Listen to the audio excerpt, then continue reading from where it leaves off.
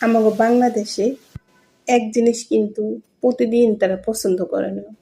কিন্তু এই সৌদিরা এক জিনিস একদম জনম থিয়া পছন্দ করে।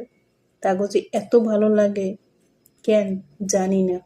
কেমনে তারা করে মানে আমার মাথায় কাজ করে না, বুঝছেন?